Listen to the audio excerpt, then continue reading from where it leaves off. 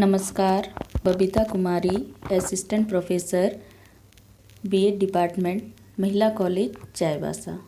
आज का मेरा टॉपिक है types of gender identity and role of a family in gender identity construction. लिंग पहचान के प्रकार एवं लिंग पहचान निर्माण में एक परिवार की भूमिका। यह BEd semester 4 paper 6 gender school and society के यूनिट 1 जो कि जेंडर रिलेटेड कॉन्सेप्ट से लिया गया है।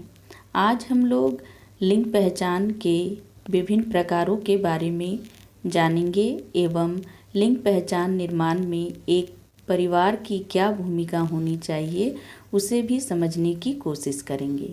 तो आइए शुरू करते हैं। इसके पिछले के वीडियो में हम लोगों ने जाना था कि लिंग पहचान से तात्पर्य किसी व्यक्ति द्वारा किसी स्त्री या पुरुष के रूप में पहचानने की समझ से है जो उनके बनावट, व्यवहार और जीवन के अन्य पहलुओं करता है। Gender identity is a person sense of identification with either the male और female sex as manifested in appearance, behaviour and other aspects of person's life. हम लोग यह भी कह सकते हैं कि gender identity is the internal knowledge of own gender, your knowledge that you are a man, a woman और another gender. Gender identity is a person's private sense and subjective experience of their own gender. This is generally described as one's private sense of being a man or a woman, consisting primarily of the acceptance of the membership into a category of people as male or female. कहने का आशय यह है कि लिंग पहचान व्यक्ति के निजी लिंग के बारे में ज्ञान एवं एक विश्लेषणात्मक अनुभव है। यह प्रायः स्वयं के पुरुष या स्त्री होने का बोध होता है और उसे प्राथमिक रूप में पुरुष वर्ग या स्त्री वर्ग में भागीदारी या स्वीकार्यता प्राप्त होती है। इस पिक्चर के थ्रू हम gender expression, gender identity, sexual orientation and assigned gender birth के बारे में समझने की कोशिश करेंगे। जेंडर आइडेंटिटी क्या है? जेंडर आइडेंटिटी स्वयं की पहचान है और यह हम अपने दिमाग, अपनी बुद्धि से प्राप्त करते हैं कि हम अपने आप को किस रूप में जानते हैं एवं समझते हैं, जैसे लड़का लड़की या लड़का लड़की, बोथ या लड़का लड़की में से कुछ भी नहीं। फिर हम आते हैं सेक्सुअल ओरिएंटेशन की तरफ। सेक्सुअल ओरिएंटेशन का अर्थ है कि कोई व्यक्ति किस जेंडर की तरफ आकर्षित होता है। यह दिल से जुड़ा हुआ विषय होता है। फिर आते हैं असाइन्ड जेंडर एट बर्थ, जो लिंग हमें जन्म से प्राप्त होता है, मेल, फीमेल या अदर। फिर आते हैं जेंडर एक्सप्रेशन, कैसे हम अपने आप को ड्रेसअप करते हैं और अपने लिंग की पहचान किस रूप में कराना चाहते हैं। यह पूरे शरीर से संबंधित होता है। पहले हमने देखा कि जेंडर आइडेंटिटी जो है वह हमारे दिमाग से जुड़ा हुआ विषय है। सेक्सुअल ओरिएंटेशन का जुड़ाव हमारे दिल से जुड़ा हुआ विषय है।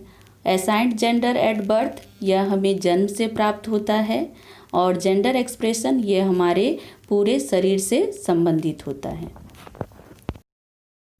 टाइप्स ऑफ जेंडर आइडेंटिटी, लिंग पहचान के प्रकार।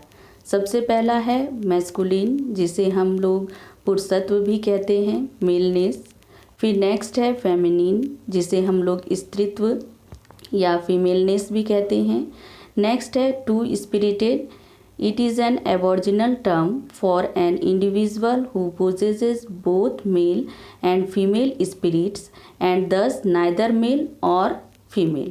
कहने का तात्पर्य यह है कि टू स्पिरिटेड एक आदिवासीय टर्म है जो एक पर्सन को संदर्भित, एक ऐसे व्यक्ति को संदर्भित करता है जो एक पुरुष और एक स्त्री आत्मा दोनों के रूप में उसकी पहचान होती है। उसके अंदर स्त्री भावना भी होती है और पुरुषत्व की भावना भी होती है और एक ही पर्सन दोनों लिंग भूमिकाओं को पूरा करते हैं। नेक्स्ट आते हैं transgender. It is a broad term used to describe individuals that identify with a gender that is not associated with their assigned birth।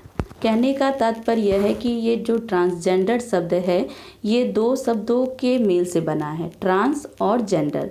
Trans का अर्थ होता है दूसरा में या दूसरे स्थान पर, और जेंडर का अर्थ होता है लिंग। इसलिए हम लोग ट्रांसजेंडर शब्द का अगर मीनिंग निकालें तो आता है दूसरी अवस्था में लिंग। एक ट्रांसजेंडर मनुष्य की पहचान जो होती है वो ट्रांस महिला के रूप में भी हो सकती है और ट्रांस पुरुष के तौर पर भी होती है। मेल ट्रांसजेंडर जो होते हैं उस पुरुष को कहा जाता है जो महिला के रूप में पैदा होती है, लेकिन उसे पुरुष के तौर पे पहचाना जाता है, इसलिए उसे मेल ट्रांसजेंडर कहते हैं। उसी तरह से अगर फीमेल ट्रांसजेंडर की बात करें तो फीमेल ट्रांसजेंडर उस महिला को कहा जाता है जो पुरुष के रूप में पैदा होते हैं लेकिन उसे महिला के तौर पे पहचाना जाता है, इसलिए उसे फीमेल ट्रांसजेंडर कहा जाता है। नेक्स्ट इज थर्ड जेंडर, जिसे हम लोग तीसरा लिंग भी कहते हैं। Individual who are characterized as neither male nor female. कहने का आशय यह है कि तीसरा लिंग या तीसरा सेक्स एक ऐसी अवधारणा है जिसमें व्यक्ति स्वयं या समाज उसे न तो आदमी के रूप में देखता है और न ही स्त्री के रूप में उसकी पहचान की जाती है। Next is एंड्रोगाइनी। एंड्रोगाइनी जो टर्म है वह दो वर्ड से मिलकर बना है, एंड्रो और गाइनी। एंड्रो का मतलब होता है मेल पर्सन से पुरुष और गाइनी का मतलब होता है फीमेल पर्सन से स्त्री के रूप में। इसलिए यह एक ऐसा टर्म है जिसमें स्त्रीत्व और पुरुषत्व दोनों की ही विशेषताएं शामिल होती है। It is a term that refers to combination of masculine and feminine characteristics. Next is intersex. People who have variation of sex characteristic that do not fit with typical male or female bodies. कहने का आशय यह है कि intersex जो होता है, intersex यानी एक ऐसा व्यक्ति जिसका शारीरिक, हार्मोनल या जेनेटिक सेक्स न तो पूरी तरह पुरुष का होता है और न ही महिला का होता है।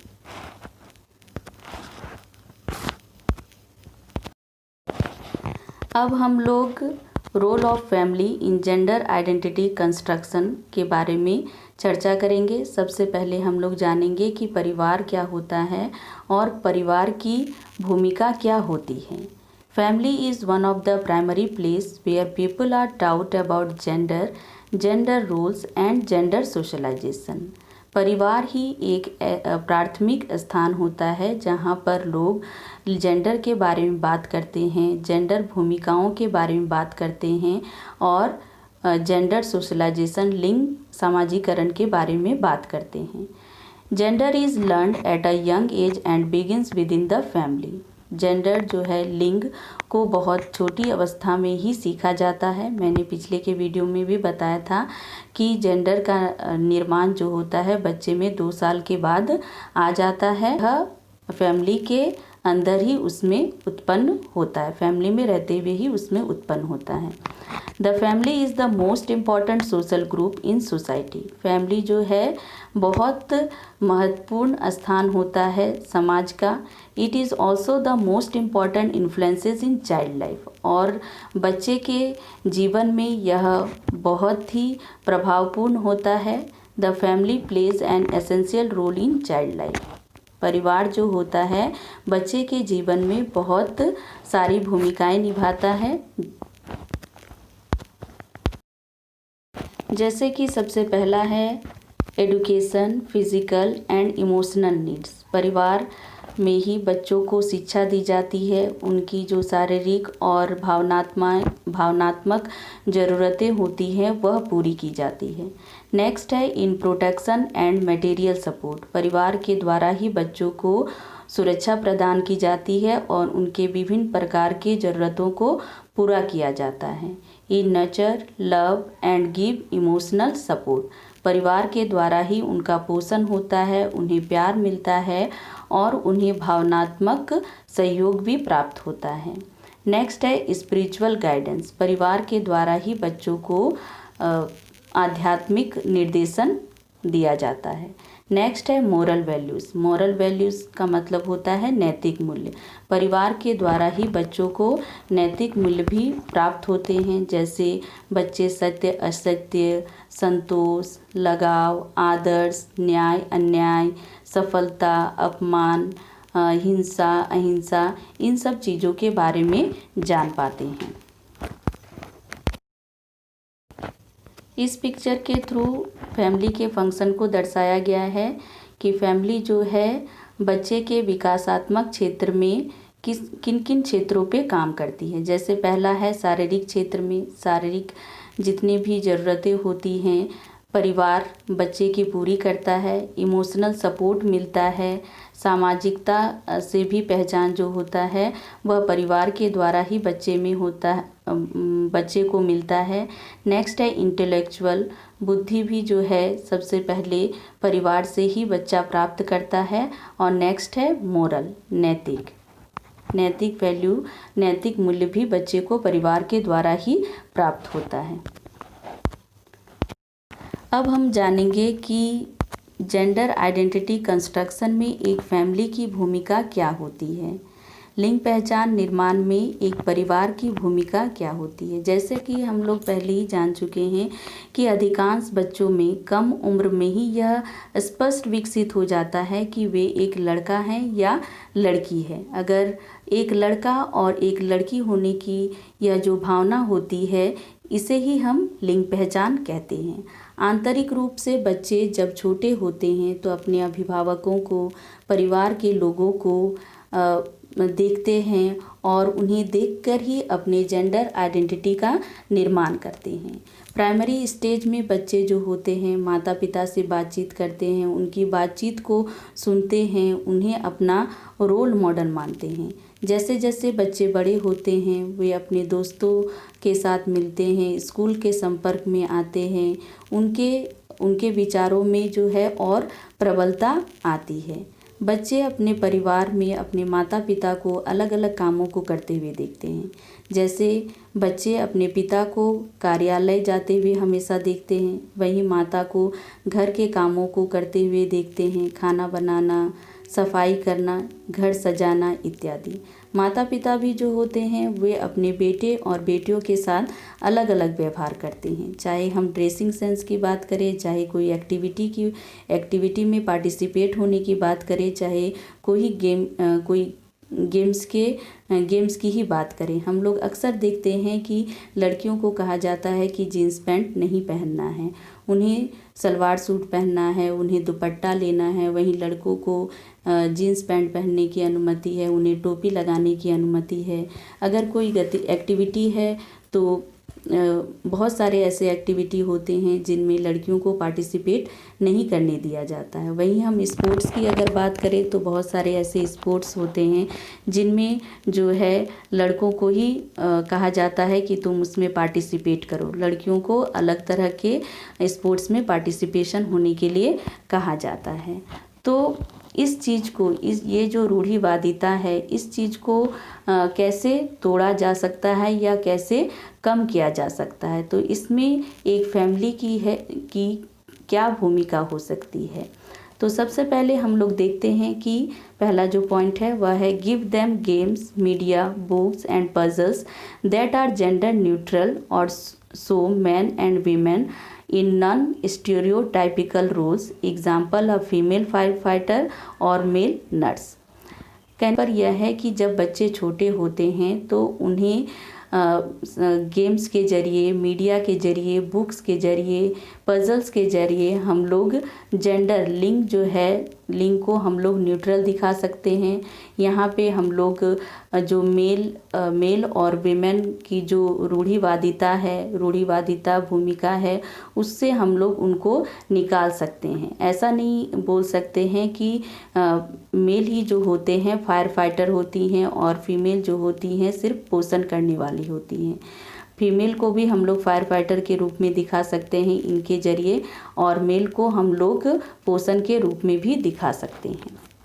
नेक्स्ट है give both girls and boys a wide range of toy to play with, example trucks, dolls, action figures and blocks. कहने का तात्पर्य यह है कि परिवार में बच्चे लड़के और लड़कियों में विभेद नहीं करना चाहिए। उन्हें एक समान टॉयज़ जो हैं, खिलौने जो हैं प्रोवाइड करना चाहिए खेलने के लिए। जैसे ट्रक्स है तो लड़कियां भी ट्रक से खेल सकती हैं, अगर डॉल्स है तो लड़के भी डॉल से खेल सकते हैं। एक्शन फिगर्स, ब्लॉक्स के जरिए जो है उनको हम लोग खेलने का जरिया प्रदान कर सकते हैं। नेक्स्ट जो पॉइंट है हमारा वह है allow children to choose the sports and activities that interest them। बच्चों के इंटरेस्ट के हिसाब से ही उन्हें स्पोर्ट्स और एक्टिविटीज़ चुनने का मौका मिलना चाहिए। नेक्स्ट है let your child see you doing a variety of task that may not be typical of their gender. For example dad could do the laundry and mum could mow the lawn. कहने का तात्पर्य यह है कि बच्चे को इस प्रकार परिवार में नहीं नज़र आना चाहिए कि लिंग के अनुसार ही जो है माता पिता काम करें। कामों का बंटवारा इस तरह से नहीं हो। हाउसवर्क जितने भी हो वह कभी कभी माता भी कर सकती हैं उस काम को और कभी कभी पिता भी उस काम को कर सकते हैं। तो कभी कभी पिता भी कुकिंग कर सकते हैं, क्लीनिंग कर सकते हैं और मम्मी जो है कभी कभी जो है लॉन की सफाई भी कर सकती है, लॉन को पानी दे सकती है, एक्सेट्रा। नेक्स्ट है praise both girls and boys for the same behaviour. For example if they are neat, courageous, kind और फिजिकल एक्टिव। कहने का तात्पर्य यह है कि जब बच्चे या लड़की हों या लड़के हों अगर कुछ अच्छा काम करते हैं तो उनके लिए जो है एक ही जैसा बिहेवियर रखना चाहिए। अगर जैसे कि कोई साफ है, बहुत साहसी है, काइंड है या फिजिकली एक्टिव है तो दोनों के लिए, गर्ल्स या बॉय दोनों के लिए एक ही जैसा बिहेवियर होना चाहिए और दोनों को उसमें शाबाशी मिलनी चाहिए।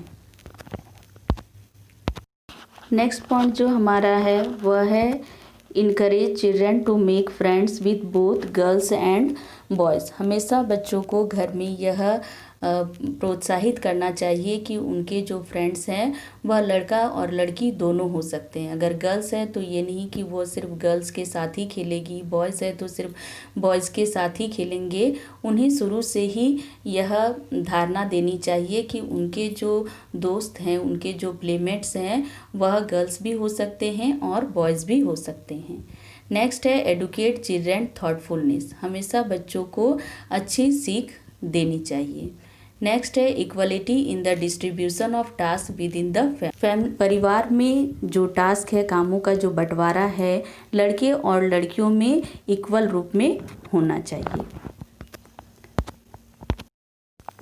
इस प्रकार हम देखते हैं कि लिंग पहचान में परिवार का मजबूत प्रभाव बच्चों में पड़ता है। माता पिता को हमेशा निष्पक्ष होना चाहिए, बच्चों को हमेशा प्रोत्साहित करते रहना चाहिए। हम जानते हैं कि लिंग की भूमिका को एक दिन में हासिल नहीं किया जा सकता है क्योंकि यह एक सतत प्रक्रिया होती है।